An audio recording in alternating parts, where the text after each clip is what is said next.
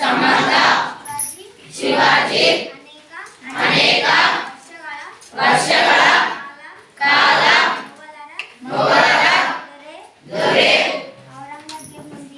ಔರಂಗಜೇಬನೊಂದಿಗೆ ಹೋರಾಟ ನಡೆಸಿದರು.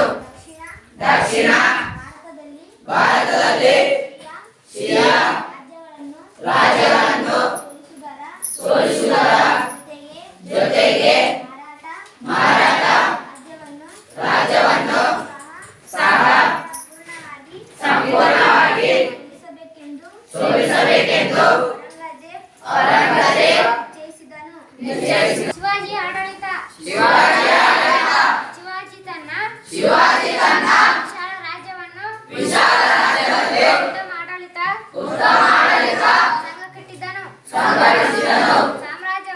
ಸಾಮ್ರಾಜ್ಯವನ್ನು ಅನೇಕ ಪ್ರಾಂತ್ಯಗಳಾಗಿ ವಿಂಗಡಿಸಿದನು. ಅವುಗಳನ್ನು ಸ್ವರಾಜ್ಯ ಮತ್ತು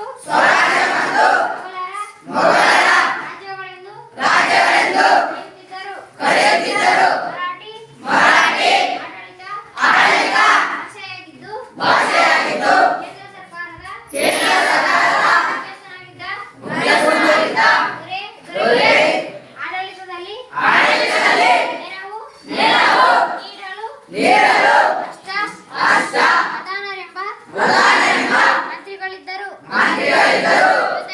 ಜೊತೆಗೆ ಸಹಾಯಕ್ಕಾಗಿ ಇತರೆ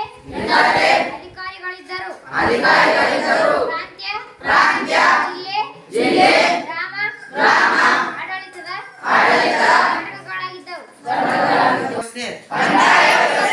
ಶಿವಾಜಿಯ ಕಂದಾಯ ಪದ್ಧತಿ ರೈತರಿಗೆ ಅನುಕೂಲವಾಗಿ ರೈತರವಾರಿ ಪದ್ಧತಿಯಾಗಿ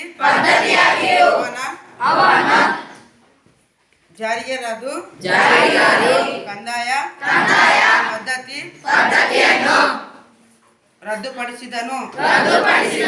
ಕಂದಾಯವನ್ನು ಹಣದ ಅಥವಾ ವಸ್ತು ರೂಪದಲ್ಲಿ ನೀಡಲು ಆದೇಶಿಸಿತು.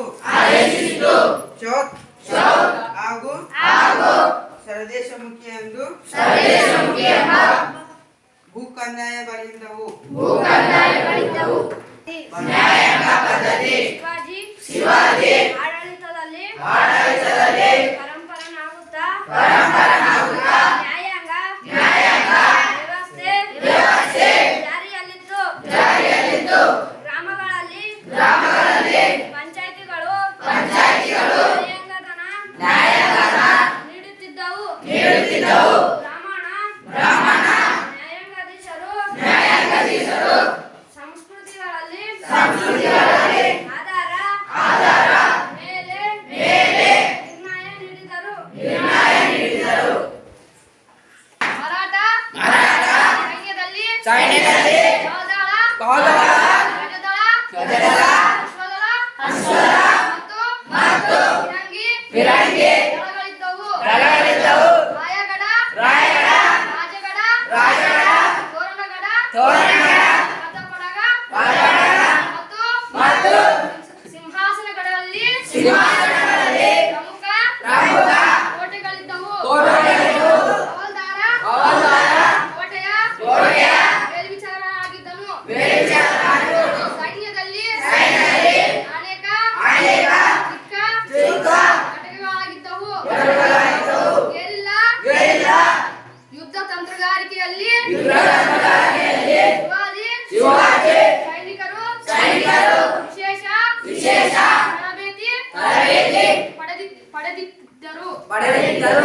ಶಿವಾಜಿಯ ಉತ್ತರಾಧಿಕಾರಿಗಳು ಶಿವಾಜಿಯ ಮರಣದ ನಂತರ ಸಂಭಾಜಿ ತನ್ನ ಶಕ್ತಿಯಿಂದ ಮರಾಠ ರಾಜ್ಯದ ಉತ್ತರಾಧಿಕಾರಿಯಾದನು. ರಾಜ್ಯ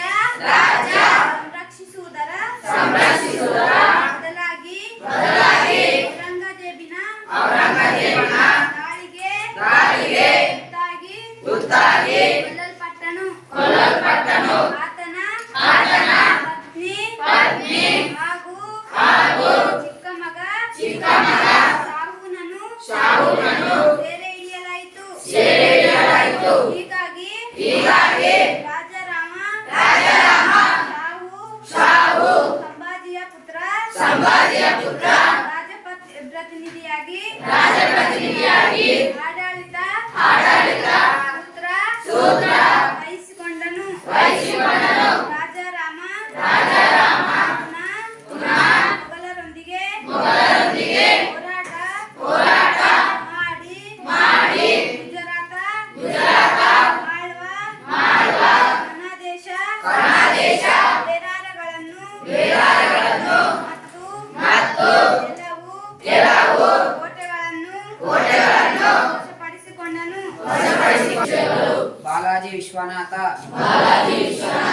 ಶಾಹುನ ಸೇನಾಪತಿಯಾಗಿ ಪ್ರಸಿದ್ಧ ಮರಾಠ ನಾಯಕನಾಗಿದ್ದ ನಿಷ್ಠಾವಂತ ಹಾಗೂ ಸಮರ್ಥ ಕಾರ್ಯ ನಿರ್ವಹಿಸಿದ್ದಕ್ಕಾಗಿ ಬಾಲಾಜಿ ವಿಶ್ವನಾಥನನ್ನು ಪೇಶ್ವೆ ಎಂದು ನೇಮಕ ಮಾಡಲಾಯಿತು. ಈತನು ಶಾಹು ಮತ್ತು ಆತನ ತಾಯಿಯನ್ನು ಮೊಘಲರ ಬಂಧನದಿಂದ